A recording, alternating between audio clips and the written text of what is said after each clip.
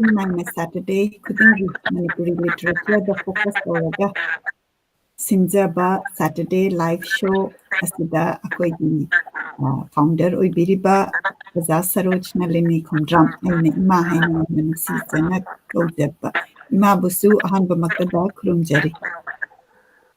ꯑꯩꯍꯥꯛꯅꯁꯨ ꯇꯤꯟꯕꯤꯔꯤꯕ ꯑꯍꯜ ꯂꯃꯟꯁꯤꯡ ꯂꯥꯏꯒꯨꯔꯨꯁꯤꯡ ꯏꯆꯥꯁꯤꯡ ꯏꯅꯥꯎꯁꯤꯡ ꯏꯁꯨꯁꯤꯡ ꯄꯨꯝꯅꯃꯛꯄꯨ ꯍꯣꯡꯅꯣꯟꯖꯔꯤ ꯚꯛꯇꯤ ꯀꯠꯆꯔꯤ ꯈꯨꯔꯨꯝꯖꯔꯤ ꯌꯦꯡꯕꯤꯔꯤꯕ ꯄꯨꯝꯅꯃꯛꯅꯁꯨ ꯑꯩꯈꯣꯏꯒꯤ minute amatang lobbirakanda share tawbiyu akhoi ngasi Manipuri literature da khangminnasi tamminnasi social media da adomna leibiba group khudingmakta share tawbiyu adomgi page da share tawbiyu aina su technically ongtang yengje ringai sida ima kamai tawbiri haibadu akhoi myam da pawdambiyu aduga yengbiriba pumnamaknasu kadai kadai dagi yengbira ibano haibadu comment da soidana tawbiro tasengna hairabada akhoi punsi se thabakni thabaksi matang dugi oina chahi gi matung ina khoi thabak se hongdana chalakpani ado ngasidi aikhoina khoigi punsi ki sandhya oirakpa haiba tare yam mambadi natriba oisalakpa sida ꯑꯩꯈꯣꯏꯅ library of ꯃꯅꯤꯄꯨꯔꯒꯤ ꯂꯥꯏꯔꯤꯛꯁꯤ ꯊꯝꯅꯤꯡꯕꯅꯗꯤ ꯍꯦꯟꯖꯜꯂꯛ ꯑꯗꯩ ꯄꯥꯕꯒꯤ ꯁꯔꯨꯛꯇꯗꯤ ꯈꯔ ꯇꯞꯁꯜꯂꯛ ꯑꯗꯨꯃꯥꯏꯅ ꯇꯧꯗꯅ ꯍꯧꯖꯤꯛ ꯂꯥꯁ week 2 weeks ꯑꯩ ꯏꯝꯐꯥꯜꯗ ꯊꯣꯛꯂꯛꯑꯕ ꯃꯇꯨꯡꯗ ꯑꯩꯒꯤ ꯏꯅꯥꯎ ꯆꯤꯇ꯭ꯔꯥ ꯂꯥꯏꯁ꯭ꯔꯝ ꯑꯩ ꯄꯨꯟꯅ ꯑꯩꯈꯣꯏꯅ ꯂꯥꯏꯕ꯭ꯔꯦꯔꯤ ꯑꯣꯐ ꯃꯅꯤꯄꯨꯔꯁꯤꯒꯤ ꯂꯥꯏꯔꯤꯛ ꯈꯤꯇꯪ ꯍꯦꯟꯅ ꯊꯝꯍꯧꯅꯅꯕ ꯍꯥꯏꯗꯅ ꯑꯩꯈꯣꯏ ꯂꯥꯏꯔꯤꯛꯁꯤ ꯄꯣꯗꯀꯥꯁꯀꯤ ꯃꯑꯣꯡ ꯍꯥꯏꯒꯗ꯭ꯔꯥ ꯑꯗꯨꯃꯥꯏꯅ ꯂꯧꯕꯁꯤꯅ ꯂꯥꯏꯔꯤꯛꯁꯤ ꯑꯩꯈꯣꯏ ꯑꯣꯖꯥ ꯄ꯭ꯔꯃꯣꯗꯤꯅꯤ ꯈꯥꯏꯗꯦꯝꯒꯤ ꯅꯍꯥꯟ ꯑꯩꯈꯣꯏꯅ ꯆꯠꯆꯔꯨꯕ ꯃꯇꯝꯗ ꯑꯩ ꯄꯣꯑꯥꯕꯣꯏ ꯑꯃꯗꯤ ꯃꯥꯒꯤ ꯏꯕꯦꯝꯃ ꯑꯅꯤꯅ ꯌꯥꯝ ꯍꯔꯥꯎ ꯇꯧꯕꯤꯔꯛꯇꯅ ꯂꯥꯏꯔꯤꯛ 10 ꯈꯨꯠꯁꯤꯟꯅ ꯄꯤꯔꯛꯏ ꯍꯥꯏꯔꯤꯕ ꯂꯥꯏꯔꯤꯛꯁꯤꯡꯁꯦ ꯃꯁꯤ ꯂꯣꯏꯅꯃꯛ ꯂꯥꯏꯕ꯭ꯔꯦꯔꯤꯗ ꯊꯝꯗꯕ ꯌꯥꯗꯕ ꯌꯥꯝ ꯏꯝꯄꯣꯔꯇꯦꯟ ꯑꯣꯏꯕ ꯍꯥꯏꯕꯗꯤ ꯂꯣꯏꯅꯃꯛꯇꯤ ꯏꯝꯄꯣꯔꯇꯦꯟ ꯑꯣꯏ ꯍꯥꯏꯕꯕꯨ ꯑꯣꯖꯥꯒꯤꯗꯤ ꯂꯥꯏꯔꯤꯛꯁꯤꯁꯨ ꯈꯖꯤꯛꯇꯪ ꯑꯩꯈꯣꯏꯒꯤ ꯃꯜꯂꯀꯥꯟꯗ ꯄꯥꯕꯒꯁꯤꯁꯨ ꯈꯤꯇꯪ ꯀꯨꯏꯅ ꯊꯝꯅꯤꯡꯗ꯭ꯔꯕ ꯍꯥꯏꯇꯥꯔꯦ ꯑꯗꯨꯅ ꯏꯆꯤꯟ ꯏꯅꯥꯎ ꯆꯪꯗꯅ ꯑꯩꯒꯤ ꯏꯅꯥꯎ ꯆꯤꯇ꯭ꯔꯅ ꯏꯕꯦꯟ ꯃꯥꯌꯣꯒꯤ ꯂꯩ ꯄꯔꯦꯡꯁꯤ ꯂꯧꯈꯠꯂꯤ ꯑꯗꯨꯒ ꯑꯩꯅ ꯏꯆꯦ ꯊꯣꯏꯕꯤ ꯑꯃꯁꯨꯡ ꯑꯇꯩ ꯋꯥꯔꯤꯁꯤꯡꯁꯦ ꯂꯧꯈꯠꯆꯩ ꯃꯁꯤꯒꯤ ꯃꯔꯛꯁꯤꯗ ꯑꯃꯨꯛꯀꯁꯨ ꯑꯩꯍꯥꯛꯅ ꯗꯦꯜꯂꯤꯗꯒꯤ ꯑꯗꯨꯝ ꯄꯥꯖꯗꯅ ꯂꯥꯏꯕ꯭ꯔꯦꯔꯤ ꯑꯣꯐ ꯃꯅꯤꯄꯨꯔꯒꯤꯗꯃꯛꯇ ꯊꯝꯅꯤ ꯍꯥꯏꯗꯅ ꯍꯧꯖꯈꯤꯕ ꯂꯤꯈꯤꯗ꯭ꯔꯤꯕ ꯋꯥꯔꯤ ꯅꯤꯡꯊꯧꯖꯝ ꯕꯤꯅꯣꯏ ꯁꯤꯡꯍꯒꯤ ꯄꯨꯟꯁꯤ ꯑꯃꯗꯤ ꯖꯅꯅꯦꯇꯥ ꯏꯔꯥꯕꯣꯠꯀꯤ ꯏꯍꯧ ꯂꯥꯜꯍꯧꯗ ꯌꯨꯝꯐꯝ ꯑꯣꯏꯕ ꯍꯥꯏꯕ ꯌꯥꯝꯅ ꯀꯥꯟꯅꯈ꯭ꯔꯕ ꯍꯤꯁꯇꯣꯔꯤꯀꯦꯜ ꯑꯣꯏꯔꯕ ꯋꯥꯔꯤ ꯃꯣꯅꯤꯟꯗ꯭ꯔ ꯀꯣꯟꯁꯝꯅ ꯀꯩꯅꯣ ꯏꯕꯤꯕ ꯍꯥꯏꯖꯕ ꯇꯥꯔꯦ ꯑꯗꯣ ꯄꯥꯕꯨꯡꯗꯤ ꯍꯧꯖꯤꯛ ꯂꯩꯈꯤꯗ꯭ꯔꯦ ꯃꯥꯒꯤ ꯂꯣꯏꯔꯝꯗꯥꯏ ꯃꯤꯀꯨꯞꯇ ꯁꯤꯟꯅꯔꯝꯕꯅꯤ ꯃꯁꯤꯃꯁꯨ ꯌꯥꯝꯅ ꯀꯩꯅꯣ ꯑꯩꯈꯣꯏꯅ ꯍꯥꯏꯔꯤꯕ ꯃꯔꯛꯀꯤ ꯑꯩꯈꯣꯏꯒꯤ ꯄꯥꯕꯁꯤꯗꯩꯁꯤꯗ ꯂꯥꯏꯚ ꯇꯦꯂꯤꯀꯥꯁꯇꯤ ꯅꯠꯇꯕꯗ ꯑꯗꯨꯃꯥꯏꯅ ꯄꯥꯖꯔꯤ ꯍꯧꯖꯤꯛ ꯂꯥꯏꯔꯤꯛ ꯑꯏꯕꯤ ꯑꯣꯖꯥ ꯈꯥꯏꯗꯦꯝ ꯄ꯭ꯔꯃꯣꯗꯤꯅꯤ ꯑꯃꯗꯤ ꯃꯣꯅꯤꯟꯗ꯭ꯔ ꯀꯣꯟꯁꯝꯒꯤ ꯂꯤꯈꯤꯗ꯭ꯔꯤꯕ ꯋꯥꯔꯤꯁꯦ ꯍꯧꯖꯤꯛ ꯑꯩꯈꯣꯏꯅ ꯑꯣꯟꯅ ꯇꯩꯅ ꯇꯧꯔꯒ ꯄꯥꯔꯀꯥꯟꯗ ꯂꯥꯏꯕ꯭ꯔꯦꯔꯤꯁꯤꯗ ꯊꯝꯅꯕ ꯍꯥꯏꯅ ꯍꯧꯖꯤꯛꯀꯤ ꯂꯦꯇꯦꯁꯇ ꯍꯣꯠꯅꯖꯔꯤ ꯁꯨꯃꯥꯏꯅ ꯑꯩ ꯊꯝꯖꯒꯦ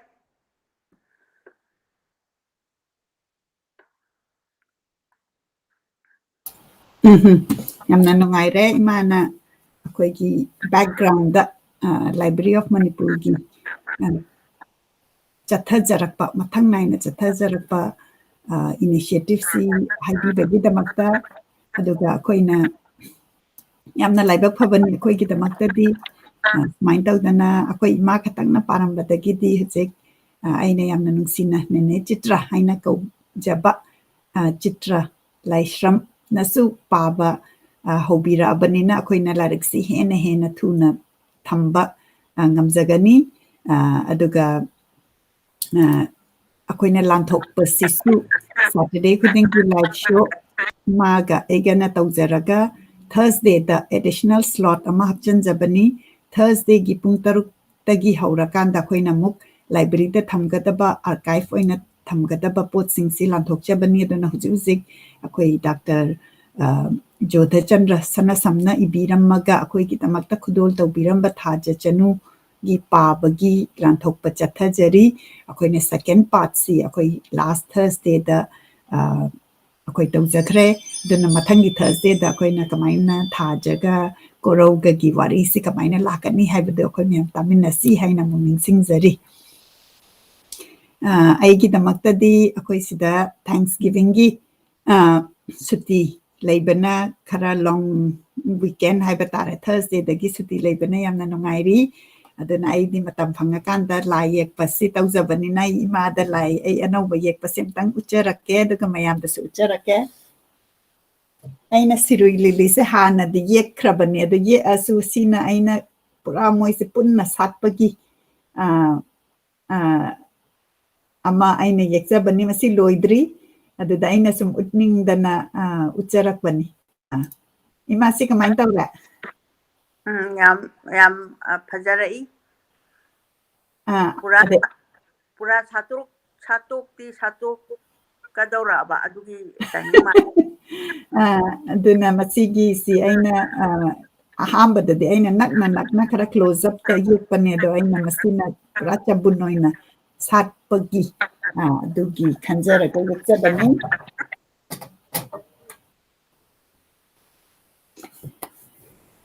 yengbiriba pumnamak pu khurumjari Anuradha Sashikanta Bose Kingston Jean Color Kong Yengbiri comment soidana akoi lokhachage duga ngasigi program asi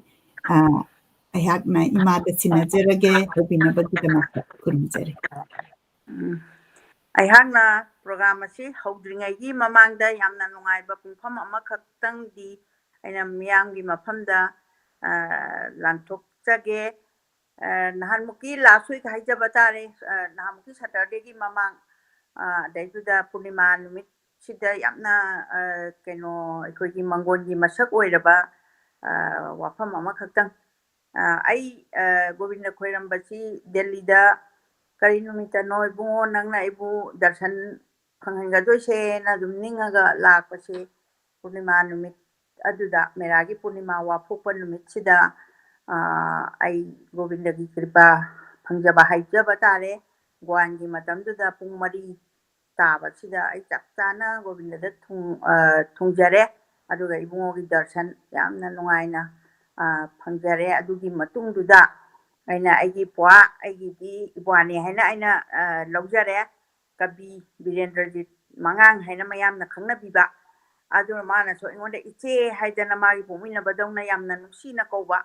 aduga akhoi ani sidi sakka unaba sidi angang oringai aina seminar ga chatpa kaidobada unaramgani khangnadri adubu ngasagi finding the voice ki sigi sumchalakpa khongchatta khangnadraga chu aigi viewer mayam adagi aigi personnel khangnadaba nattana adumaina khangnajarappa sida numittuda aigi Pwa Birendrajit Chinna Narsingada Lailuk Katpa aduga aibu aigi damaktani haidana mana thambiramba aduga aisu Govinda dagi direct chatlakanda ipwagi mayumda ngairaga unabagi wafam ni aina miyamda keno lanthokchaningi se aduna ipwasina aigi damakta lairik ani khudon tambirei ibongogi prasadi karikaduna tongana muk ai wakhanda lejarakanda ising chaibi amasung lambi kauba sairengi lairik se masi handak jamanga halgi award si machida phangi hai ai mosina hairakpa nate adubu lairik se phangraba award si ayang ngasi am lanthokchaningdana sima ai miyam mamangda uchari aduga ani suba lairik amasu pibirei punsina puriba mang aidana adu lairik si loinabakti pabadi ai loidri adubu chaukan parokanda sukki matik phajaba phajagre ibungogi nungi wakhalon aduga aina so hanasu maramda so haijagre aduga ibungogi saireng khara amasu phaningna voice lanthokchagibani yamna phajaba aduna ibona numittuda larik ani se pibirakpana maram oidana akoigi ising chaibi ama sung lambi sidagi ai yam phajaba saireng tentak tauba ani gumbadang ngamagana ahum lanthokchage phajabadi yam tik tawdana leijare aduga sima leire adagi ibungona mache ama oina sigi fi sima su mache gi pibirei dakina su yauri adu ai si thamjarage adagi amana yam ngakwa amana babi sorai samaidana ai listener da adum yawa aduga Facebook daga so ai kaga yeng hairamnina kaga unadana wa pawga se khara faunaba ai chanupi amachu numitu da pulle khoise ado masu ai bi ama fawa ama oi leirameba ado kayam nungai ne ising chai bi amachung sorry magi lairikse halakho haiba babi sorai sam halakho haiba magi saireng simachu aingonda khudon tambirei ichanupi si yamna nungsiba ichanupi ni aduga mahakse babi sorai sam wangkai degi tajari haina he ibirakpani adu live tan numitu da ikoise ibungo Birendrajit hoida pulla kanda koi yam nuaina photo ka kaptana aduga admai tawdana wari si tawjabani adu ngasimakti magi halakho haiba saireng se numit amada muk lanthokchage kaiginoida ngasi sina ibungo kano Birendrajit mangangi ngasagi award phanggraba phangda ngaiba phongphong saba larik si yam paning aba ingonda adu babagi khudong chaba se lawjarage adu si thamjaraba matungda babina mu pirakpa poching se ai amta uchage ko mana ai da makta khaw ma da hapaga si yam hauba karino kangla royal kai haino simasu si ani ni amadi aina chaning mangrana chathokhrabani uigama muk leibatuda simasu hapirai ijana adu asum nungsinaba kaino ama ima ubada ai yon chaninge bukia watin machang kai pali dadri aduga sigi chahau kaino gi se chahau bi bujia simadi as manipuri product yam ahauba ma oire hujik ai amuk thamjanjarage aduna imana adu hodringai da ima hoina unabada photo naminarakpa ama khatang pukhatjarake yamna nungai sida leire punna akoigi writer ngati feature tawjagadoriba mingna panjarabada Birendrajit Nawen aina mamo haina tawjaba aduga imana muk anauba oina unabiba haitare ko koina comment ta paraga babi gi si masi author masu oiramba yamna akoi masen si khangna da haitare ko aduna yamna harawi aduga manipur gi product puthokpiba adugumba company amasu lei haida tabada yamna nungai ima na manipur da thoga sigi experience phangba photo se mtang ai zoom out tawjarake koigi imai ben su ure yamna nusiba picture ni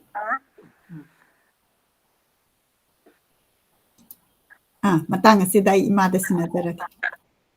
aduna aihangna phongdokchak haba matung sida ngasagi saireng se award phang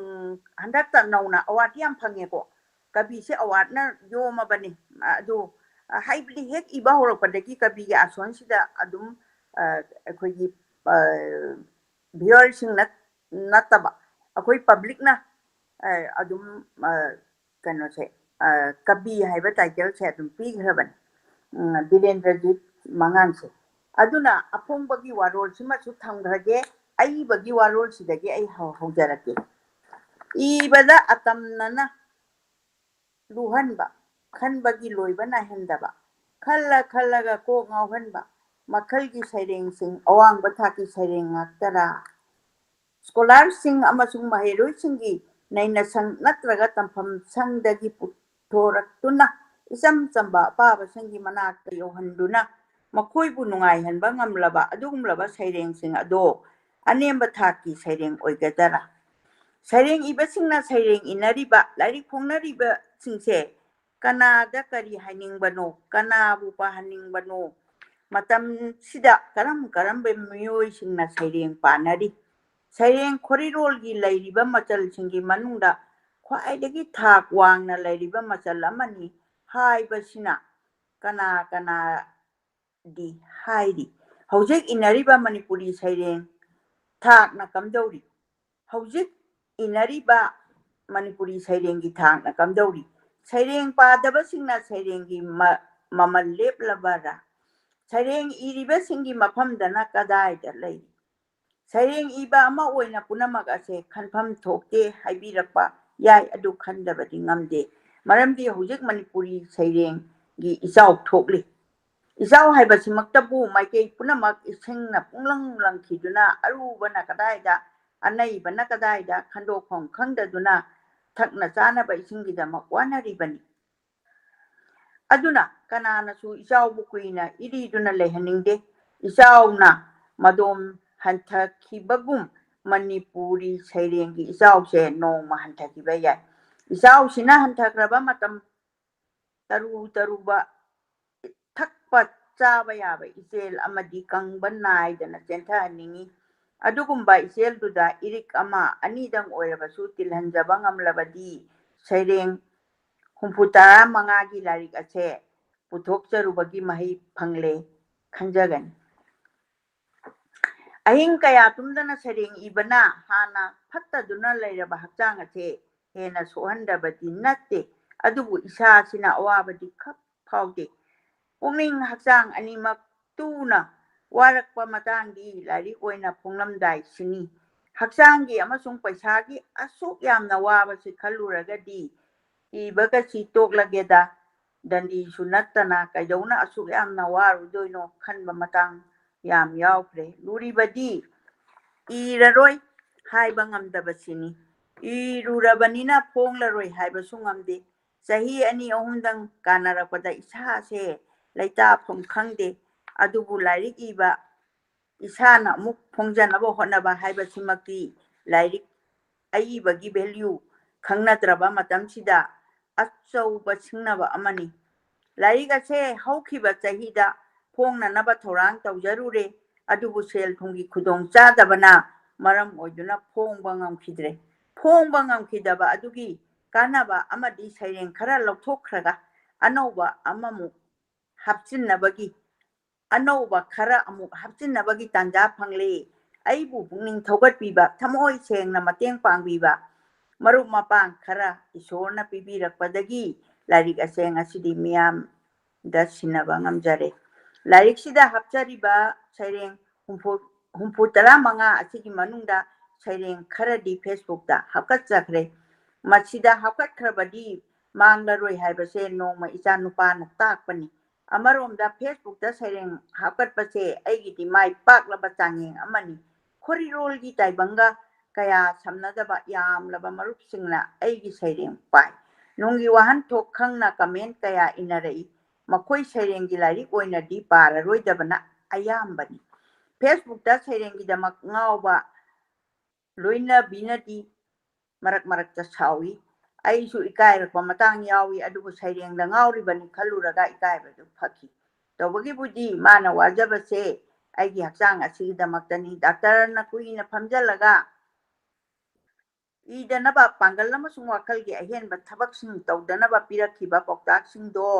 ꯑꯩꯅ ꯍꯦꯛ ꯍꯦꯛ ꯀꯥꯎꯊꯣꯛꯂꯕꯁꯨ ꯃꯍꯥꯛꯅꯗꯤ ꯈꯛ ꯀꯥꯎꯊꯣꯛꯄ ꯉꯝꯗꯦ꯫ ꯃꯔꯛ ꯃꯔꯛꯇ ꯍꯥꯏ, ꯄꯔꯞ ꯄꯔꯞ ꯏꯔꯒ ꯄꯔꯞ ꯄꯔꯞ ꯂꯣꯏꯁꯤꯟꯒꯦ ꯈꯟꯒꯅꯨ, ꯁꯥꯡꯅ ꯏꯕꯅ ꯐꯩ, ꯅꯆꯥꯁꯤꯡꯒꯤ ꯃꯊꯧ ꯃꯉꯝꯁꯨ ꯋꯥꯠꯂꯤ꯫ ꯐꯦꯁꯕꯨꯛꯇ ꯍꯥꯞꯀꯠꯈꯤꯕ ꯁꯩꯔꯦꯡ ꯈꯔꯗꯤ ꯅꯧꯅ ꯏꯊꯣꯛꯄ, ꯃꯃꯤꯡ ꯍꯣꯡꯗꯣꯛꯄꯅꯆꯤꯡꯕ ꯇꯧꯖꯔꯦ꯫ ꯄꯥꯕꯤꯈꯤꯕꯁꯤꯡꯅ ꯉꯥꯛꯄꯤꯒꯅꯤ꯫ ꯂꯥꯏꯔꯤꯛ ꯑꯁꯦ ꯄꯨꯊꯣꯛꯅꯕ ꯍꯣꯠꯅꯕꯗ ꯂꯝ ꯀꯌꯥꯗ ꯃꯇꯦꯡ ꯄꯥꯡꯕꯤꯈꯤꯕ ꯏꯌꯥꯝꯕ, ꯏꯅꯥꯎ, ꯏꯆꯦ ꯏꯆꯜ ꯈꯨꯗꯤꯡꯃꯛꯀꯤ ꯁꯤꯡꯕ ꯉꯝꯂꯔꯣꯏꯗꯕ ꯂꯃꯟ ꯇꯣꯟꯁꯤꯟꯖꯔꯦ, ꯊꯃꯣꯏ ꯁꯦꯡꯅ ꯊꯥꯒꯠꯆꯔꯤ꯫ ꯃꯁꯤꯗ ꯑꯏꯕꯒꯤ ꯋꯥꯔꯣꯜ 2019ꯗ ꯏꯝꯐꯥꯜꯗ ꯑꯏꯕꯒꯤ ꯋꯥꯔꯣꯜ ꯊꯝꯖꯈ꯭ꯔꯕꯒꯤ ꯃꯇꯨꯡꯗ ꯁꯩꯔꯦꯡ humbuद्रा मंगानी सिदे यावरिसे humbuद्रा मंगा सिगी मनुंगदा एहांगना खरा खितंगदी तरा मरी मंगा फाउदी आई सैरेंग सिंगसे ममिंग पन्ना आई पाजगे केलहौद्रबसु नाकेन थादा हलंबा तारबदी कबीनी हायरुनु पाउखुमदी कदाई सैरेंग अमदी इनिंगी हनुबिगी पोटोन वहाई अमतंग हंगलूरी करीगी ओइरमलबदी सौदबा थोंग अमा सक्तम असिगिदमक पीगे निंगलबदी सिजनबगी वारोट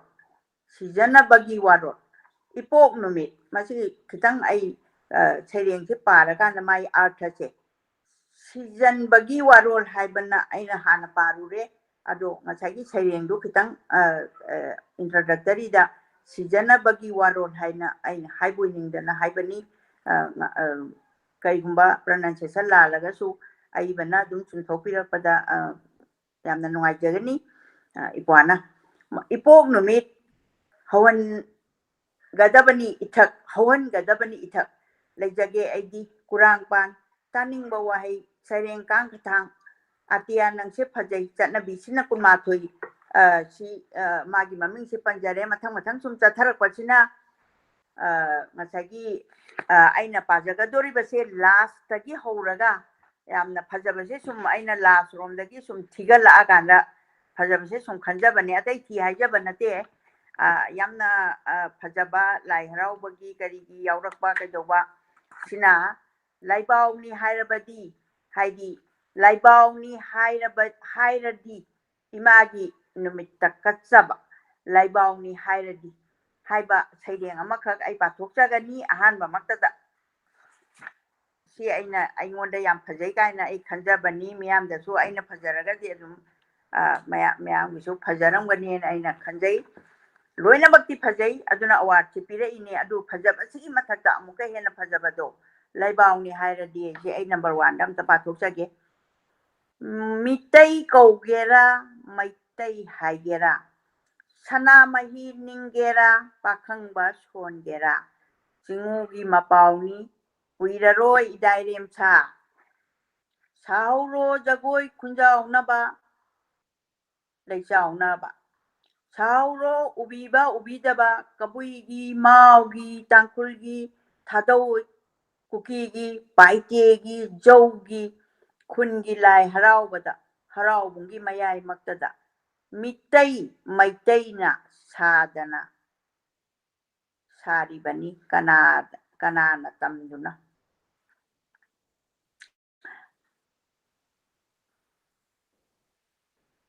मितै मैतैना सादना साबीरनी कनाना तमदुना साबीरनी मैतैसिना साबदुबुनी लाउरो होय चिंगुगी सुमांग मथौबुंग युमलिंग खुलिंग हलो नुराबी तांकुल अनीबु कना कनादी पुल्लबा कनादी यानरबा लियुने वारीदु इमुंगी लेकाईगी फुरुक्की नुमिना मयुम चंखिदौरबा सिफाव नुमिना मयुम चंखिदौरबा सिफाव उनसिनबा यादना ताउरिबा कोंगोलसिंग ताख्रदी कमदौबा मतंगी पाकथक्सिदा कौब्रुना लेम्पुनी कंगलाना खोइदौनी सकलगा असुम असुम ओंथोकचरी नसा नसाबु इरई लैसिल्ली खोइदौ कंगला मयोंदा इरईदी लुक्खिनी लैसिल्लगा ओइगे खंदबनो करीगी इथक मथंग मथंग असुम असुम संदोखिदुना यौखिनबा चिंदोल मापनगी चिंगमाई सिंगदा इमा कौदुना येंगो अमुक्तंग हलक्दीबरा खोंथांग अदुंगैगुम चाकली लोइबी चिंगमाईदा खुसेमगी लामैना लाउना खोंगना मुथत हौद्रबा इथक्सिंगना येइदुना कुइररोय खंजौ हो मितै मैतै नंदी से अखोइगी कबीना इबिरिबा लाइबाउसिदा यामना फजबा मागी सेंट्रल आइडिया सिदा अखोइना मनुंगसिदा लैनरिबा अखोइ अमना अमबु थानादबा अदगी अखोइ मसेन लिंजेन मानदबसु अदुमक अखोइगी Saireng sigi nungi wakalonda yauri adu mitai silingen manadragadi kuiraroi khangjau ho mitai nangi haina mana aroibada hairise masi yam phajagraba sairengni adagide mit chokpa sidi haina amasu lairami mit chokpa di mit chokpado akoigi mit ahan oirakpagi sokpa haiba ma adu angang suma mit sokpa adum lei ahan jauni khali chawba hekta oirami yai ma oiraboi ninglui chawbana chawba ma oirami tombani changlui harau ningba kai chawba mak oirambada oidaba ngangbada mibu thajahanbada huran chinthi gi thabakta nattaba lamchat chatpada namthak longnam tawbada mapa laite hainai chawbagi hainai simasu ngamdaba laite chawbana ngami lo phawba semba thugaiba asi su aikogi kenoni manipur samaji adumba ngasi oiribada padaga iba sairengni kanadi yaubage aisi maningdagi sum thigal charake thawdang khuding punsigi mai pangna pangthokpa pamjadaba kanabu yaubage maisha langlaga thuna hingalakpa punsi oiningdaba kanabu yaubage khambi maida itlaga langba helakpa sanado khambi maida itlaga langba helakpa sanado oiningdaba kanabu yaubage sanana leptana tumsillakpagum punsina mayeng asum tatharakpada kanadi yaubage harau tayamna leithokpa sina April ki tang 8 2019 da iba masida saireng ahum se ngachigi damaktadi saireng lanthokpa sigi aikogi award phangkhraba ising chaibi amasung lambi gi saireng ahum si lanthokcharaga ngasi punamaku amuka swahanna khoiramjari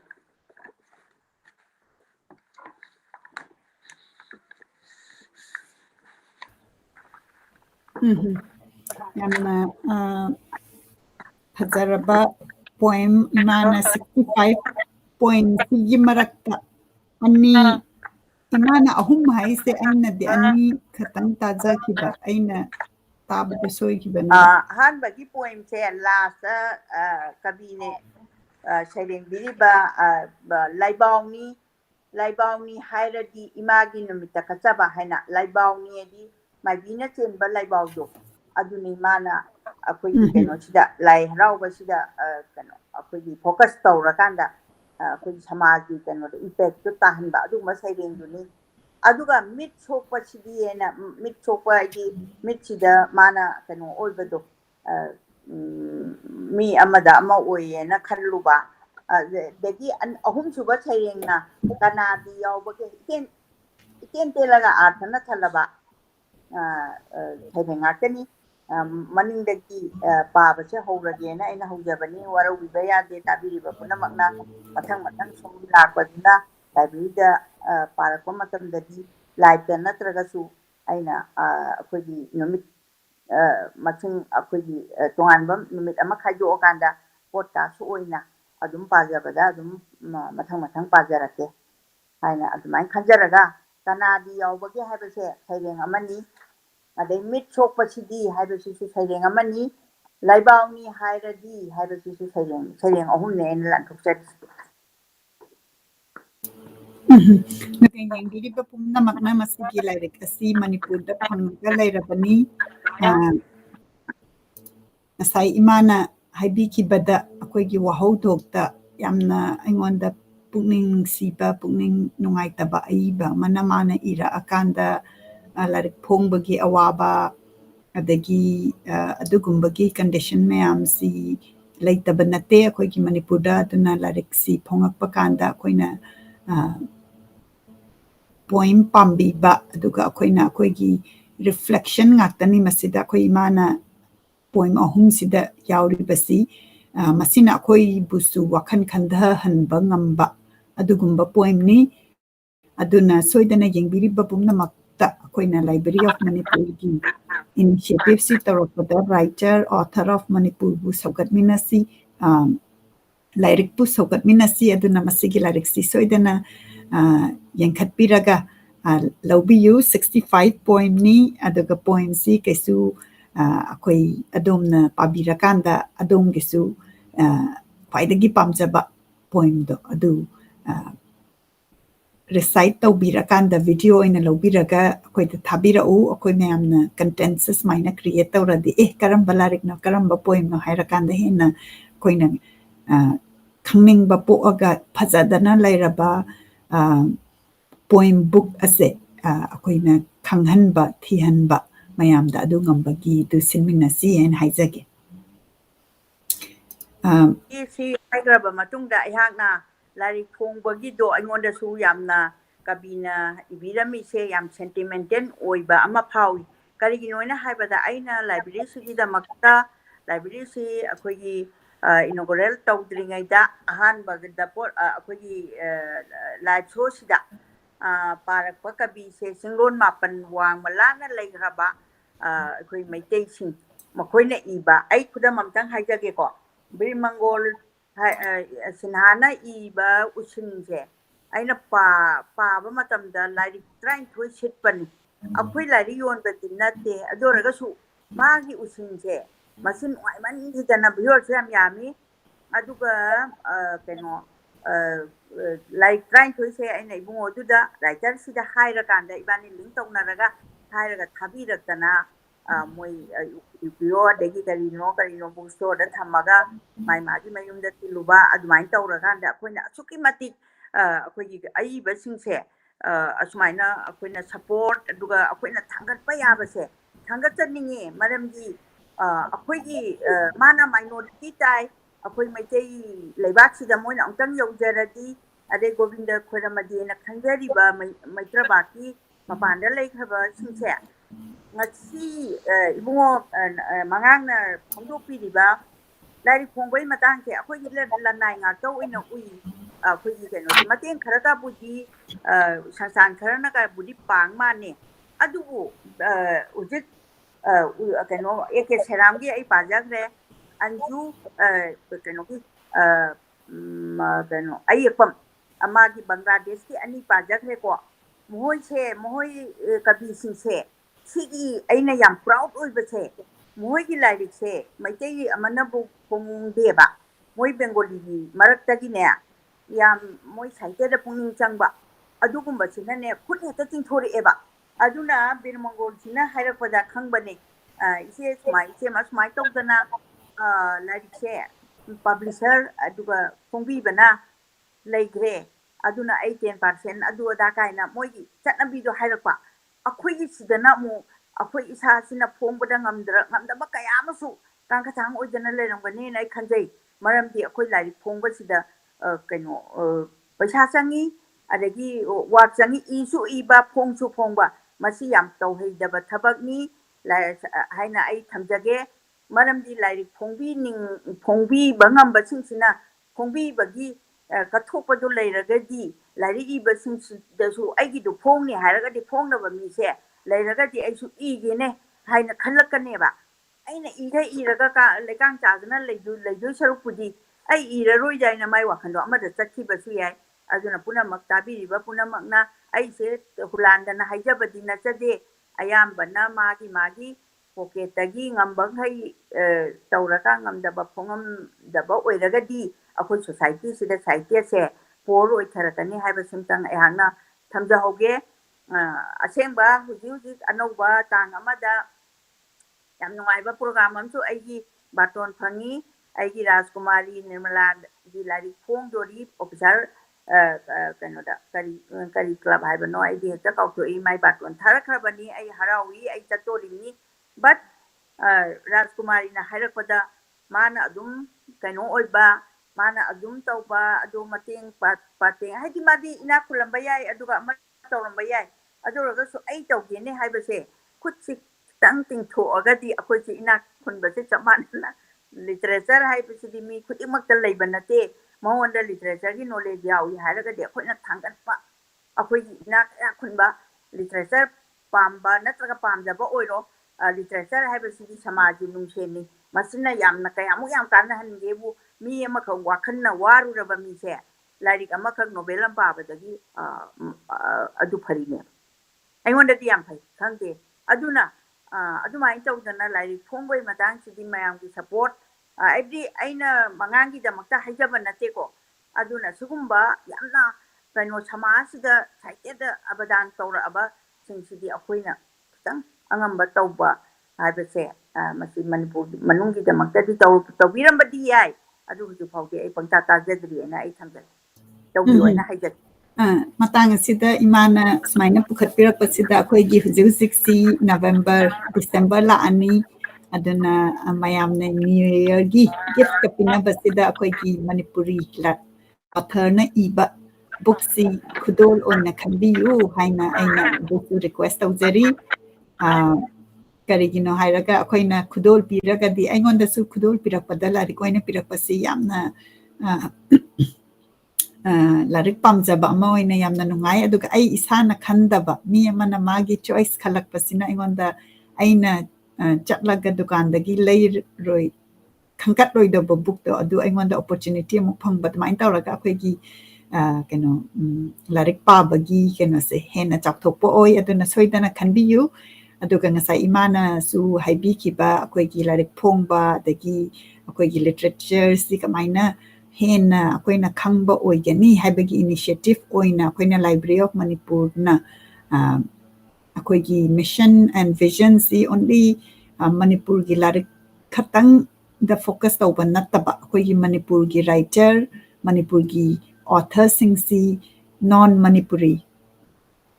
world level da khangna naba adugumba initiative tawjaba oina akoina ahanbagi event ama sinjai masi poem collection of poem by Manipur aduga translated in English natraga English da ibirapa adu ama akoina sinjaba sida mayamda invite tawjari masi akoigi intense karino haraga akoina English chaki hana lokhatlisina non Manipuri world gi level da akoigi author of Manipur si introduce tawrakanda moigi work si hena khangna nabagi damakta tawjabani aduna yengbiriba pumna magna adumgi poem asi translate tawbiraga natragana originally English da ibiba poem adu akoigi phongakadaba larik asida yaubinaba invite tawjari tangda aina kainomtaga panjahauge matang charingeda aina kano lirik si akoina gift oina kanagumba aidi finding the voice pu support tawbiba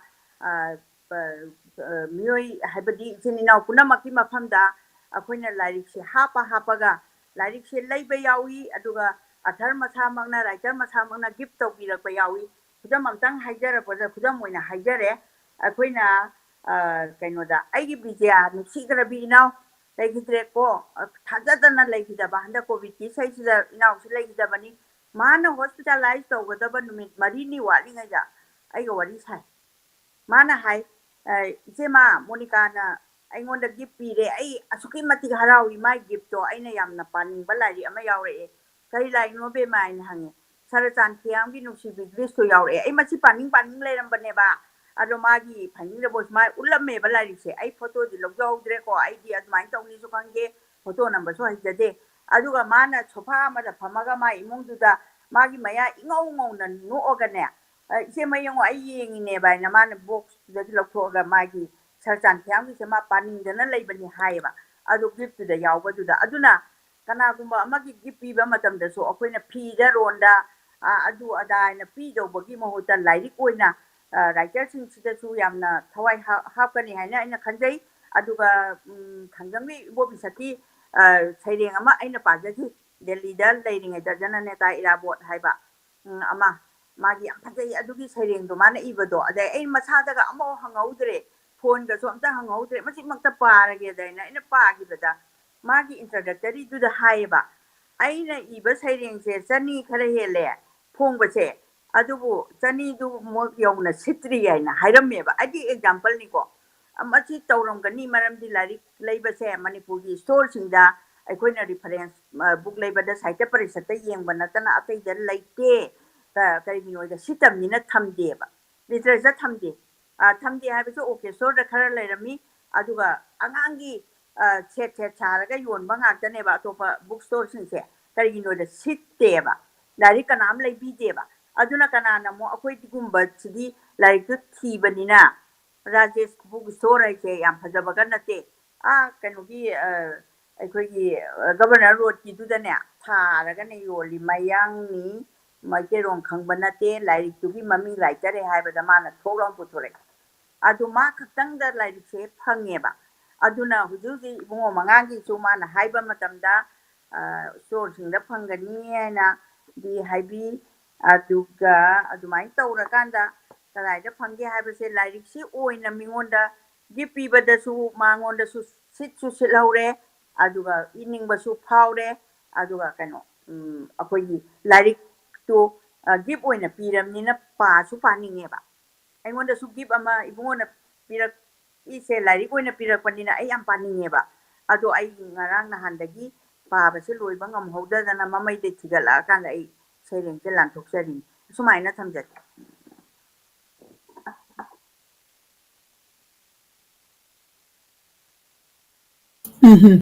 ꯉꯁꯥꯏꯒꯤ ꯏꯃꯥꯅ ꯍꯥꯏꯕꯤꯔꯤꯁꯦ ꯑꯩꯈꯣꯏꯅ ꯑꯩꯈꯣꯏꯒꯤ ꯊꯥꯒꯠꯆꯔꯤꯒꯤ ꯈꯨꯗꯣꯜ ꯌꯥꯝꯅ ꯄꯤꯛꯅ ꯄꯤꯖꯕꯅꯤ ꯃꯁꯤꯗ ꯑꯩꯈꯣꯏꯒꯤ ꯃꯅꯤꯄꯨꯔꯒꯤ ꯄ꯭ꯔꯗꯛꯁꯤ ꯑꯩꯈꯣꯏꯅ ꯁꯧꯒꯠꯄ ꯑꯣꯏꯅ ꯂꯥꯏꯔꯤꯛꯁꯤ ꯍꯥꯞꯆꯩ ꯑꯗꯨꯒ ꯑꯩꯈꯣꯏꯒꯤ ꯑꯣꯊꯔꯁꯤꯡꯅꯁꯨ ꯂꯥꯏꯔꯤꯛꯁꯤ ꯄꯤꯕꯤꯔꯛꯏ ꯃꯣꯏꯒꯤ ꯂꯥꯏꯔꯤꯛꯁꯤ ꯑꯩꯈꯣꯏꯒꯤ ꯄꯣꯠ ꯈꯨꯗꯣꯜ ꯇꯧꯕꯗ ꯑꯗꯨꯝ ꯍꯥꯞꯄꯤꯅꯕꯒꯤꯗꯃꯛꯇ ꯑꯗꯨꯗ ꯃꯁꯤꯗ ꯑꯩꯈꯣꯏꯅ ꯄꯟꯖꯅꯤꯡꯉꯤꯁꯤ ꯑꯩꯈꯣꯏꯅ ngasi akoina sum si nainarisi akoina kama literature si hena chakhatkani haibagi khana nainajabani ko haibadi idea do aina akoina book si leiragadi book si piragadi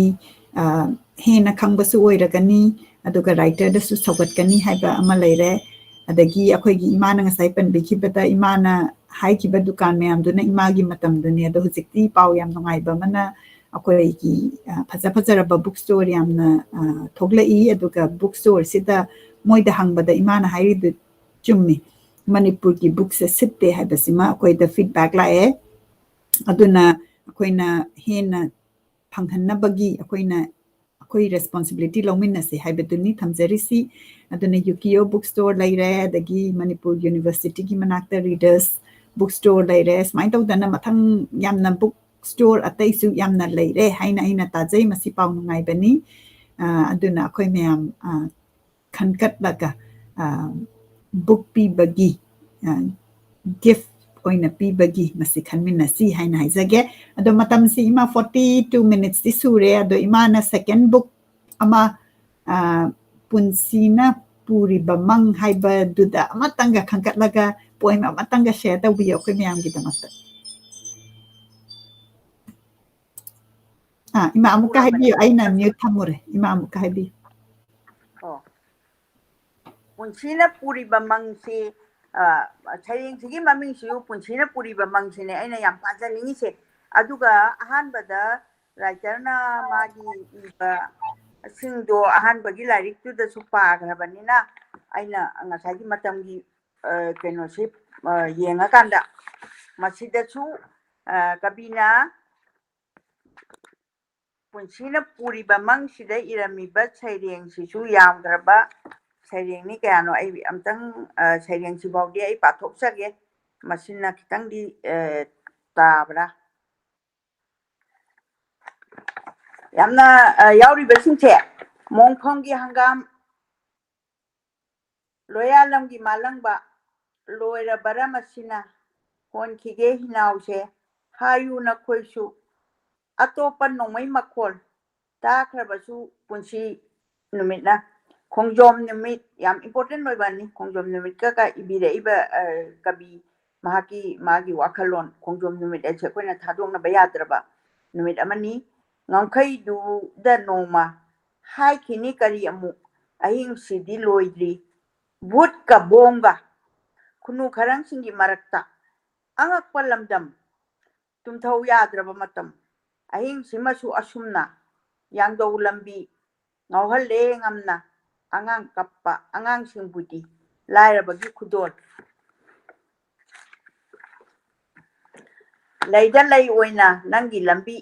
imagi wahang amu unadana ba mahuksa kobiganu aibu nahakti hingli Sarita Lengoi Lam Chigi Wang Mada Hengalagli Awaba Aksaiba Masung Lokta Hangli Ati Manglak Naruraba Tung Ayuk Nangune Lairi Laimagi Machu no sorry Lainamgi Machu Unari Ngai Equi Yeknaba Makeup Toglakpa Tawai Drabalai Kalabahu Mikup Ado Pajabagi Mayai Lai Hokraba Matam Janabi Mahakti Nang na Dikang Liroy Hangzhou na Dom Nungai Bagi Nungaiba Lambi Sibuchum Libara Nungaiba Aikoi Ngakani Ninkai Liba Mang Chatlu Chang Silu Kena Bagi Mahau Punsina Puri Bamang Taudrabadi Asumna Ahing Chuhing Sumbado Dustbin Hena Ikolang Hale Masida Punsina Puri Bamang Sim Tang Lan Tuksarage Sigi Oina Yamna Nungayaba Tairengatani Punsina Puri Bamang Manga Amadagi Mang Ama Mang Singna Chaki Matang Tamlam Laga China Amadagi Ama China Matang Zadhan Kina Bahotna Bada Amuk Sumang Dabayada Dunamang Limang Hoki Bachahi Kaya Asum na Asum Isel na Yairaga Kalaba Todu Nunda Hengat Lak Panatana Iraukol Hengat Lak Panatana Taruba Tengta Kide Nong Mata China Pangle Haiduna Piram Chanu China Chakraba Mangsingna Mangdi Mang Batai Leptana Mang Batai Natrabadi Karamna Kangani Punchibu Lojare Puna Maku Khuram Jari Bhakti Kachari Amukahna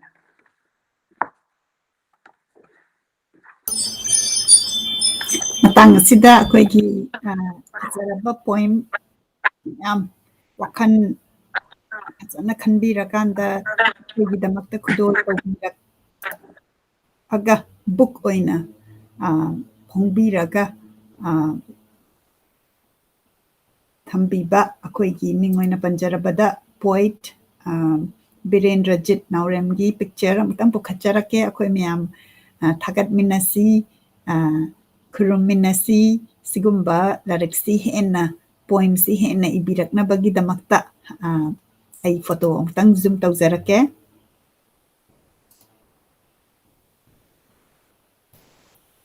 love and like amtang thabirau koigi poet writer author Birendrajit Naurem ngasi akoina lanthokchari khangkat baba poem khara Ising Chaibi amasung lambi amadi punsina puri bamang hairiba lairik ani asidagi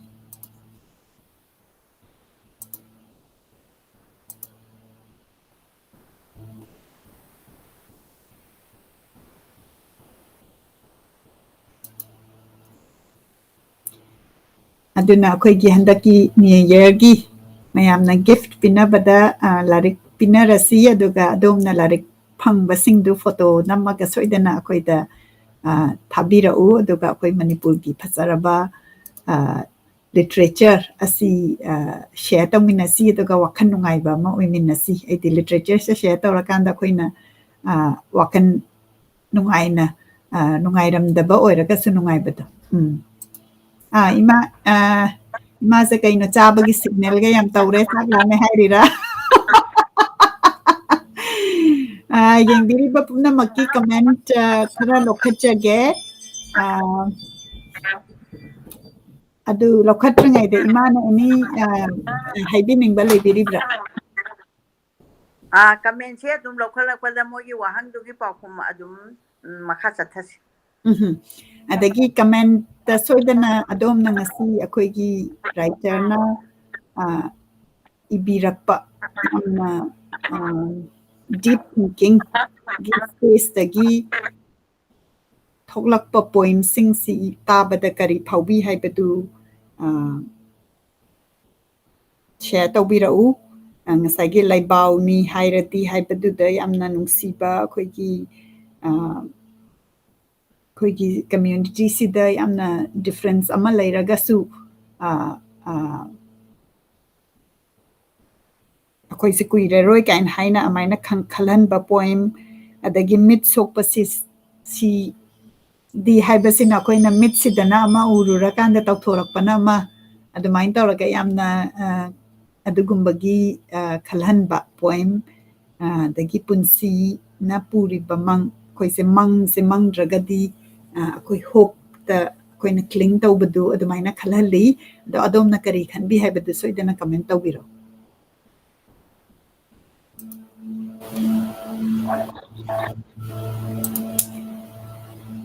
ꯑꯅꯨꯔꯥꯙꯥ Nongmaithem ꯌꯦꯡꯕꯤꯔꯤ ꯁꯁꯤꯀꯥꯟꯇ ꯍꯤꯗꯥꯡꯃꯌꯨꯝꯁꯨ ꯌꯦꯡꯕꯤꯔꯤ Borges ꯋꯥꯡ ꯀꯤꯡꯁꯇꯟ ꯃꯪꯁꯥꯇꯥꯕꯝ ꯖꯤꯟ colour ꯊꯧꯗꯥꯝ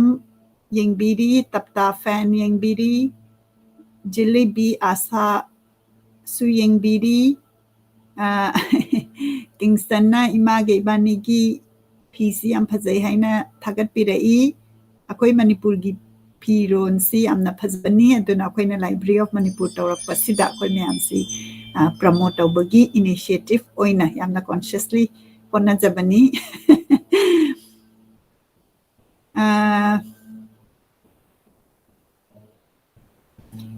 ꯍꯦꯝꯆꯟꯗ꯭ꯔ ꯅꯤꯡꯊꯧꯖꯥꯅ ꯅꯨꯡꯉꯥꯏ ꯅꯨꯡꯁꯤ ꯊꯥꯒꯠꯆꯔꯤ library of Manipur ꯍꯥꯏꯅ ꯏꯕꯤꯔꯛꯏ ꯄꯨꯔꯅꯤꯃꯥ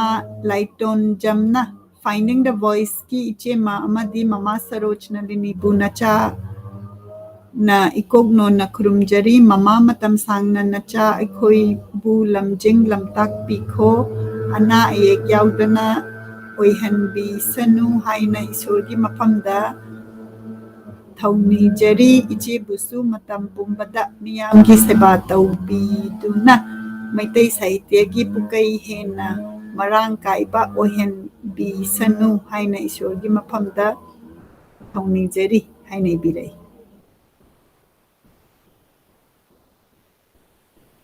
ꯌꯥꯝꯅ ꯅꯨꯡꯁꯤ ꯁꯨꯃꯥꯏꯅ ꯏꯕꯤꯔꯛꯄꯁꯤ ꯑꯩꯈꯣꯏꯒꯤ ꯃꯅꯤꯄꯨꯔꯤꯒꯤ ꯂꯤꯇꯔꯦꯆꯔꯁꯦ ꯌꯥꯝꯅ ꯏꯅꯥꯛ ꯈꯨꯜꯂꯒ ꯂꯩꯔꯕꯅꯦ ꯑꯣꯜꯔꯦꯗꯤ ꯏꯅꯥꯛ ꯈꯨꯜꯂꯒ ꯂꯩꯕꯁꯦ ꯑꯩꯈꯣꯏꯅ ꯈꯪꯗꯕ ꯑꯍꯥꯟꯕꯗ ꯑꯩꯁꯦ ꯃꯅꯤꯄꯨꯔꯤ ꯂꯤꯇꯔꯦꯆꯔꯁꯤꯗ ꯂꯩꯇꯦ ꯀꯥꯏꯅ ꯈꯜꯂꯝꯃꯒ ꯍꯧꯖꯤꯛꯇꯤ ꯑꯗꯨ ꯍꯥꯏꯔꯨꯕꯒꯤ ꯏꯀꯥꯏꯔꯦꯗꯤ ꯑꯩꯈꯣꯏꯅ ꯊꯤꯗꯕꯒꯤ ꯑꯣꯏꯔꯝꯃꯦꯕ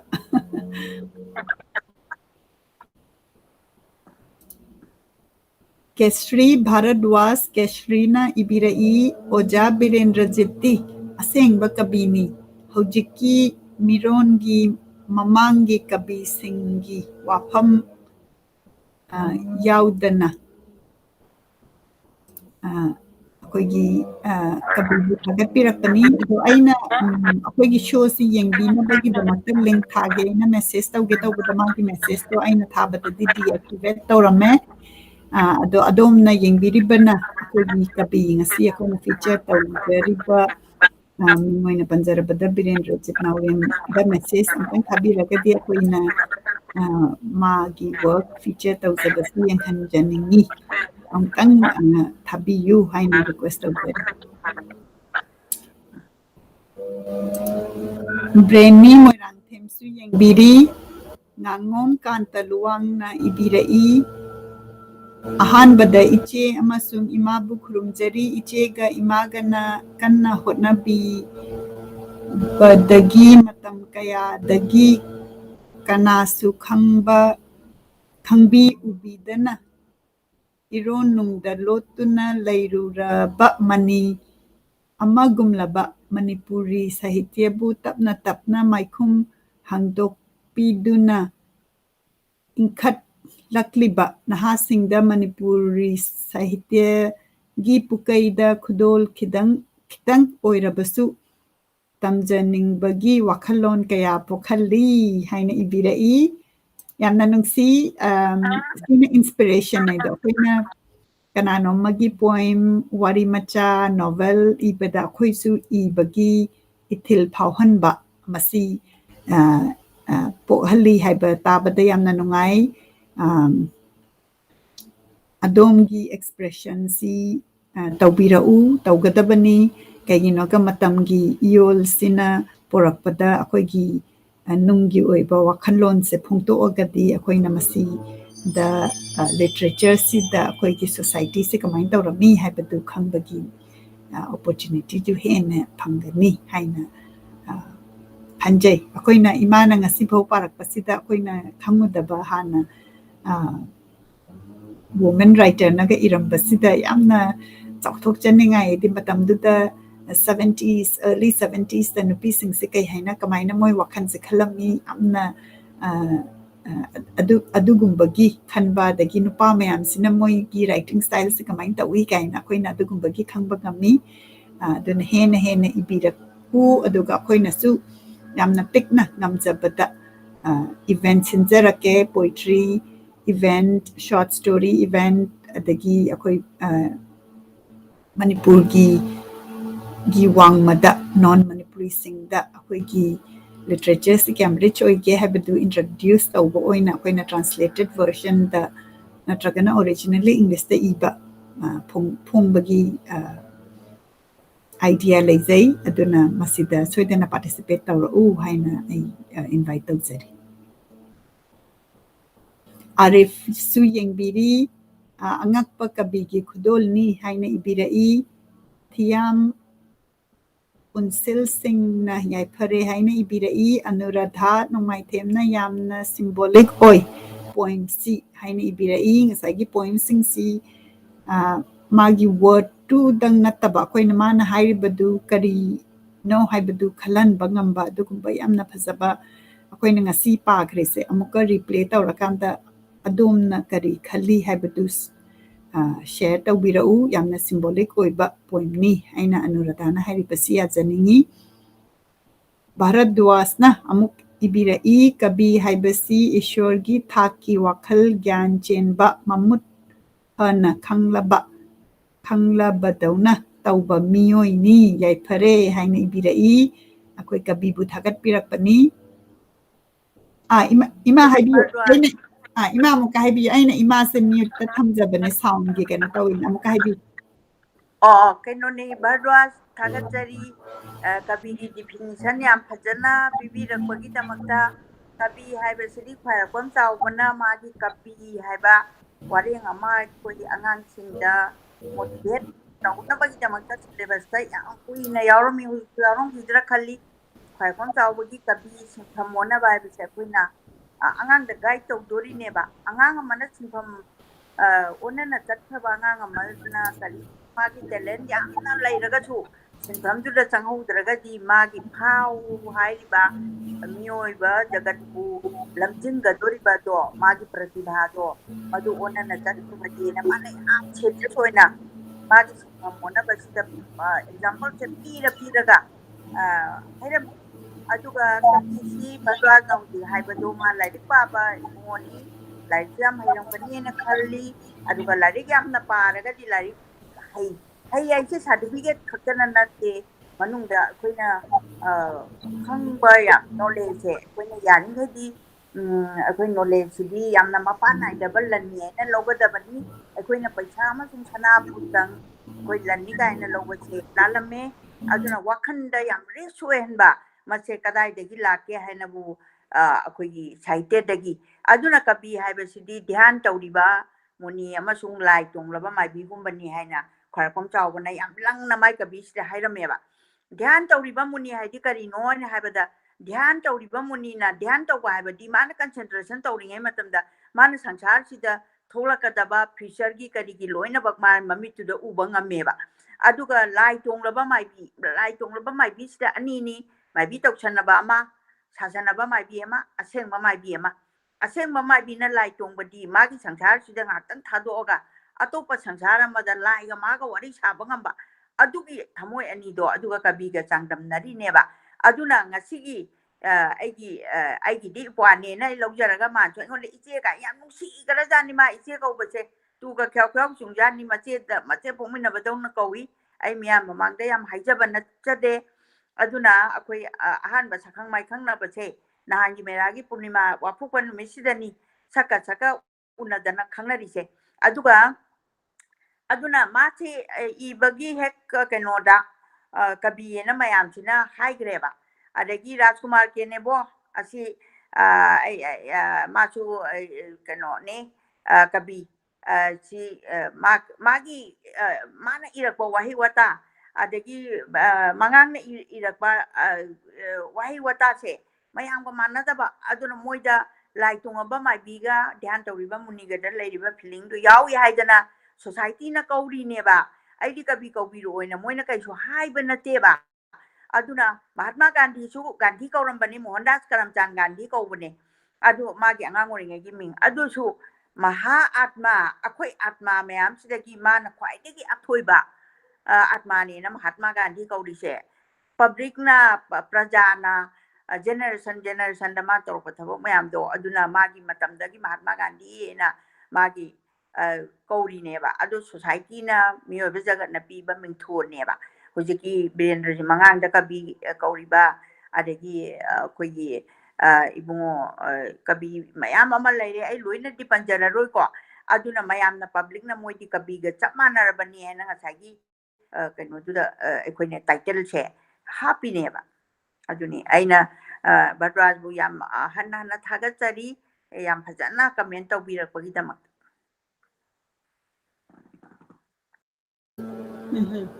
yamna nungai mana amuk additionally haibirakpa supplement tawbirakpa makha tana lokhatjage akhoi gi sipung amadi henjalae aduna ai khara thuna lokhatjage Kingston Mangsata Bamna lots of love thabirai mutum bizenti malana akhoi amaga saukat minaraga chaukhatpa haibadu oirakadauri bani aina ibirai Purnima Laitung Jamna mamal yamlaba mikup asi sayaba phangjaba suki mating nungaijai mamagi mafamda request amatang taujage mamagi wari amadi sairengsu yaragadi marakta amuktang khudol tambirak adi yamna nungaijani nachasingnasu khaurangna ngaijeri haina ibirai akwai magi si iragadi yamna leiraga kuse phumgadi tayari tauri aduga sumaina request tawbirakpasi imagi damaktadi yamna nungsiba encouragement ni na khanjai adu imana iba seireng arasu akoida share tawbiyu habigi request oh ai adum ai gidu aina di pangi da di iraga ko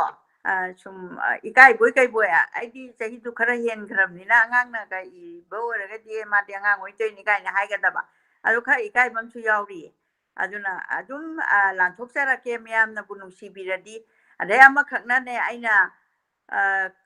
channel lam khak ta aina sum ta bada kari channel no khangde subscribe tau ba se ai gi di mi se lising kaya no sure kai na hai da akhoi gi sidasu subscribe to tawbira di Facebook na kaigumba kitang mateng pangbirakani haibadu miyam gi subscribe ai isa sina tawbirakna ba haidana ai nongluksari karigino na haibada akhoi gi se library se chawthoingai matik akhoi explain tu ki danadi tu oi ko ngabing hai di ai gi last moment phawbada ai adum pajagani aina ngaming hai di aina dedicate tawraga aina kachage na khanjagraba port amani adubu atopa da mayam ama pabada isasing tari mayam se tabiri ba mayam se soi dana manipuri fajana paba yaurum moi hangai leiteba aduragadi chomthopiraga adumaina pabirakpadasu moigisu kari no changba khotpa adu finance ki changba se akoina Facebook na pangakani haidana subscribe tawbi yu oina haijaba se akoigi kaya mukti tawbre adu akoi pajare se kuire aduragadi adugi financial support to madum tangdi mayamda aina pigaw sana nijeri adu adumaina kitang subscribe to moigi masingdu suraganna moina finance pangi hai loina bak adu ngasai amadi ka channel amadadi ai bhapti haibadi ngamjararoi magidi lising yamgre lising yang kai hena subscribe phangi haiba ama tagre adu akoi gidi kayamu ꯐꯪꯉꯒꯦ ꯀꯨꯏꯁꯨ ꯀꯨꯏꯖꯗ꯭ꯔꯤ ꯑꯩꯈꯣꯏꯒꯤꯁꯦ ꯃꯣꯏꯅ ꯍꯪꯕꯤꯔꯛꯄꯒꯤ ꯃꯇꯨꯡ ꯏꯟꯅ ꯑꯩꯈꯣꯏꯅ ꯇꯧ ꯍꯥꯏꯖꯕꯅꯤ ꯁꯨꯃꯥꯏꯅ ꯑꯩ ꯃꯤꯌꯥꯝꯒꯤ ꯃꯐꯝꯗꯒꯤ ꯁꯕꯁꯀ꯭ꯔꯥꯏꯕ ꯇꯧꯕꯤꯅꯕꯒꯤꯗꯃꯛꯇ ꯂꯥꯏꯕ꯭ꯔꯦꯔꯤꯁꯤꯒꯤꯗꯃꯛꯇ ꯑꯩꯅ ꯍꯪꯒꯠꯆꯔꯤ ꯑꯩꯒꯤ ꯁꯥꯎꯟꯁꯦ ꯈꯔ ꯗꯤꯁꯇꯔꯕꯦꯟꯁ ꯕꯦꯛꯒ꯭ꯔꯥꯎꯟꯗ ꯂꯩꯕꯁꯤ ꯉꯥꯛꯄꯤꯒꯅꯤ ꯑꯩꯈꯣꯏꯒꯤ ꯃꯃꯥꯡꯗ ꯀꯩꯅꯣ ꯅꯥꯄꯤ ꯐꯣꯏꯕꯒꯤ ꯀꯩꯅꯣ ꯂꯥꯛꯄꯒꯤꯅꯤ ꯃꯐꯝꯁꯤꯡꯁꯦ ꯑꯗ ꯏꯃꯥꯅ ꯄꯟꯕꯤꯈ꯭ꯔꯤꯕ ꯁꯕꯁꯀ꯭ꯔꯤꯞꯁꯟꯁꯤ ꯑꯩꯈꯣꯏꯒꯤ ꯐꯥꯏꯟꯗꯤꯡ ꯗ ꯚꯣꯏꯁꯀꯤꯗꯁꯨ ꯐꯦꯁꯕꯨꯛꯅ ꯑꯣꯐꯔ ꯇꯧꯔꯛꯄꯅꯤ ꯑꯩꯅ 500 paid subscriber paid ꯍꯥꯏꯕꯗꯤ ꯊꯥ ꯑꯃꯗ lupa chamri hairone 399 khatani aduda moina tha chahi ama oihalu adu oihalu haibati nate ahan boina at least chamna khatan phangagadi akoigi finding the voice ta noigi show si daisda hena promote tawnabagi damakta 10,000 USDT ge haibani 10,000 aise koina pathogadi lakh taret mo aduga tax ke ka khraga lakh manga sina koina writer sing sida moina tawbata thadarat I haina aise khallaga adugi manglanda aina mayamda outreach tawbani adugu technology adagi credit card adugumbagi awaba laibana masigi si success oigani habise ngonda thazade akoi hujik only subscriber mini pan khatani hujik laibise aduna Facebook na pirat age haiba pisado koina lokokpa nambagi opportunity do mangdani haina ina kanjai akoigi Manipur da di lakh manga haise koina larik yamna phongba yai lakh manga da writer amada mana ibada koina mating pangba ngamba yai adugi khallakanda aise yamna enthusiastically tawjakibani adugu madu response khara waklakpa aduga akoigi technology aduga wabana successful oigani haina ina ande adugu adomna support tawbininga ka link yan khatiraga soidana yengbiyu haina haise da makha pana ima ipungsi helabani ai khara thumna kujrake nene jamuna su yengbiri Ajit Singh Lukram yengbiri Kingston punsi na puri bamang title asi yamna phazai thamoi da attraction ama pibagum thokle haina ibirai ngasagi koina dream se hana koina thabak ama tawdringai da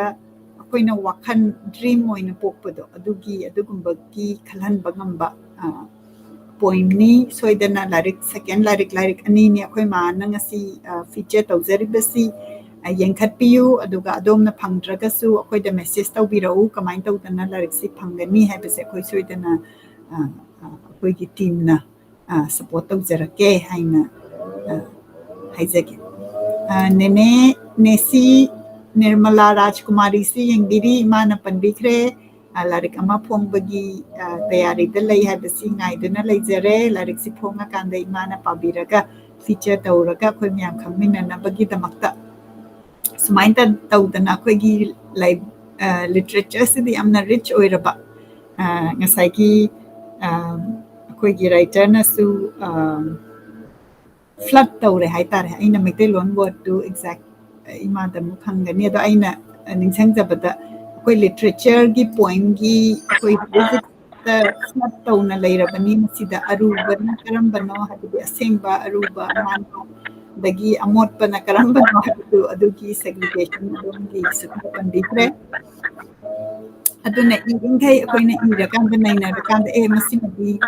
phazai masina tikhalali kain haibagi adugi opportunity leita tangni haibaduni koi ibirau koina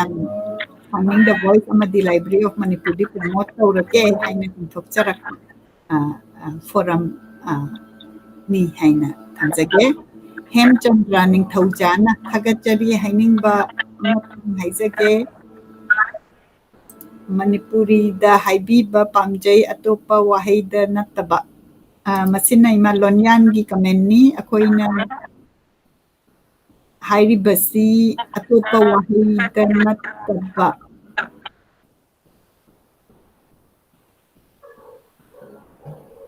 Manipurida haibiba pamjai atop aidi akoina nganibase atopa word haibirakana habagi adumaina lojai adubu aigi site tagi Library of Manipur amadi Manipuri literature saugatnaba chongthokjaragasu aina ngangba khotpada soidana lonyan yaurakani masi aigi personality ni haina khanbiraga ngapigani aina mafam da lairubagi akoina work word flow se lakpa kanda aina hojik haise word flow haisida muk wahai gi lakpa sida hairaga de aigi wangang basi yamna itat lagani aduna madu ngapigani haina aina nijari imana any additional haidini hoida isado Manipur da pokpa maitai asengba oiba isani haina lojage sengabasu sengdrabasu ai eze senior kaino ama oina mama ama oine mabok ama oina aina hangatjaningbache amana ngange tasanba lawbiningbana lawsanbiba hundokpiningbana hundokpiba adumaina pamjai kaginoida migi wangangbado tararoisi hairagadi akoigi chatnabi dusu thainagi phije chakcha mayamdo amu halakpa pamagadi hujiki angangna tawaiba yagadra haiba wahang amasu samaj change tawrakpanina migi maron chu hairui English tamaido English ta khitang hek nungaibasu English ta he haiba adagi maitairon gi dasu yaringai di akoise imaron che nuksibanina ko masingangnabadi hotnaba ada expression se khitang amu ganga gi wa palakpada ganga se khoi Manipur da chenba nate haiba taragadi Brahmaputra no Nambul Turian Chibu Ganga oibadi yararoi doi bungo akoigi di amot agai mayam am thadarabanina isingdu sengdredo adagi Ganga na Himalaya de lakpadasu kaino Kolkata yorokpadadi yadreba Ganga gi isingdo akoina kaino mai taningdreba sumai tawdana akoina phajaba dung haktang lauraga ngangningbang ngangjasanu kaidoge mana hainabi mioi badabu kainaba tawrudragadi aduga lokthokpigo aduga aina taningbado central idea dudang taba sisu adu makana bani haina ayhak ahal lama oina thamjage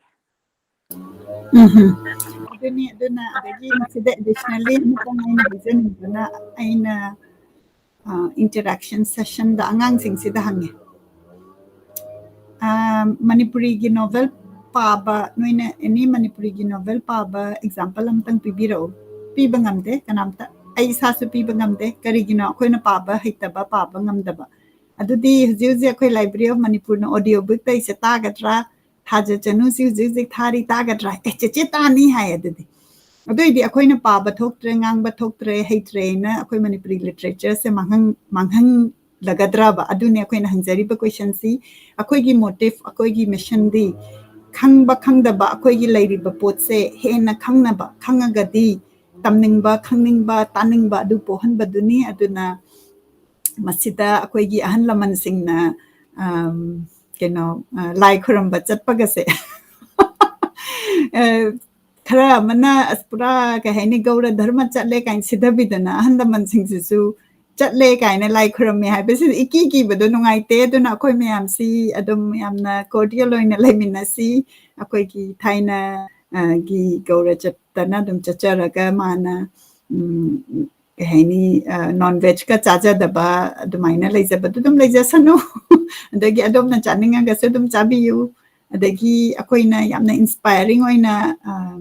akoigi pot se for example akoina han president na ga piba award da akoigi pot se selakpa phane mapanai ba ka selaga prize lawbadu award lawbadu akoide yamna inspiring oitra adudi mana admain selamnina aisu setting bagi inspiration oina pihanba aduga madi aduda English ngangre na dumaina oina kano sidha baromda nataba koina akoi ngamjaba adom romda oina chingkhat padu tawminasi aina haijage aduga matang asida aina hayengi yamna nungaiba program ama mayamda mutang ningsangjage hayengsi People of Manipur gi series ta Chauba Thiam si folk singer songwriter ni masi pena khongbada su yamna phauba adagi isai sakpada adu magi show ma leigani pung tarukta same time aduna mayam pumnamakpu hayeng Sunday sida People of Manipur gi series ta Chauba Thiam gi show yengbinaba hujiktagi hauna keno ningsingjari baton taujari hayeng koi mayam special show asi yengminasi aduga People of Manipur na koi art sina koi da yamna nungaiba pukning tappa adagi isai se taraga kanana sauningba pokene adagi music ama tarakanda kanana sauningba poke adugumba puthorakba adugumba artist ni haina aina thamjage aduna aidi ngaidana leizare adom su ngaiminasi haina masimtang ai panjaramge loisalakpasida imana any additional meaning bahi program ado aduna aidi huji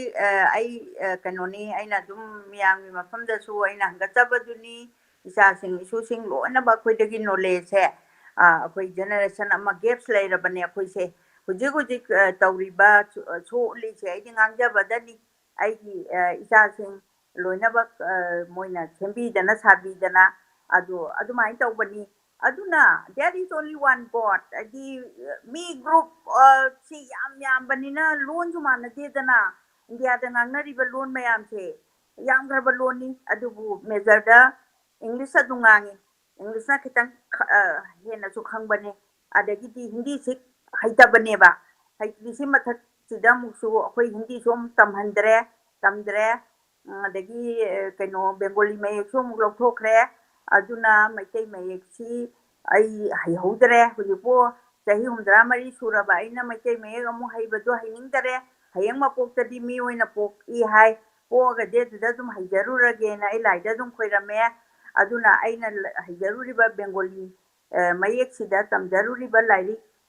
aina puthokchariba punamak adai miyamna puthokpira iba punamak se ayang ngamba makai pajaramage handar muki mapok sida kanaba ita sing masai sida IAS haba yauri adagi syllabus yauba yauri khambathoi da sanchenba kadoba mayam ama loina pagre ado thaina gi chanabi do nawa logde nangdi haina haiba ngang yauri neba hujipu thaina gi chanabi da akoi gi khongdai chetlaga kano lakpane phayom se mo sedai raga khongdai chetpa adumai tawdana khambathoi gi matamda nupa nubi nungsinaba se kayagi matik phajai nupa se laaga phau sudokpi gani adagi yam chamba punchi likon thanaba kaidoba sum ola imni aduna hujiki angang nabu kainogi moirang prabagi lila yengingabra kay generation am gaps laikre moi Chinese gi kara film yam phajaba yengamganeba machi akoine heta chai ruba yadeba nang mai rongi moirang prabadu yeng yadra akhoi du yeng yadra ina aina chai ruba yadeba mai matam dugi chen jumla kwane du cha sing asagi aigi isu gumba oibra haibirakpado puning phathabira kandane adum tabiyu taraga chaira oinami khangba kallaga phamen phangi haiba maitai wahai sisu adum ningsingjaraga ngasi gidi punamapu khoiramjari nonglukjari mathangi thangjada amu ai masakan ngasi gi sumaina pawa ngamjage haina adumaina miyamgi mafamda kuramjari yamna nungaire aduna ngasigidi Saturday show si loisinjarage bana yamna nungsina akoigi ima amadi hujik akoigi nene chitra su paba hobire aduna imaga nene chitra ga se akoina mo additionally twice a week amok offline da unarakanda hujik khaidem pramodini gi work party aduna akoina ngaidana leirini aduna booksi mapung phana parakanda akhoi release tawjarakani hujik currently release tawribasina thaja chanu by Dr. Jodha Chandra Sanasam aduna Thursday khudingi tune in tawbira upung tarukta aduga hayengna yamna special oina akoina masi Sunday khudingi di tawjadabani adubu marakta akoina khangacharaga People of Manipur Chauba Thiam akoigi Manipur gi artist art ki folk singer music da yamna saknairaba mi khudingmakta magi music si taba kanda akoida at least a moment of peace piba ngamba adugumba artist ni aduna hayeng soidana pung tarukta mamang phamaga akoi taminarasi aduga mangonda kari request tawsige habadu message tawbirau aina di mangonda koi si wari sabada natana ma kitang perform tawbiyu haina aina request tawzakibani ado adom nasu request hena tawbiraga di ma akoi gidamakta perform live tawbirakani haina khanjai masi hairaga ngasi gidi loisinjarage ima busu thagatchari pungna makku thagatchari khurumjai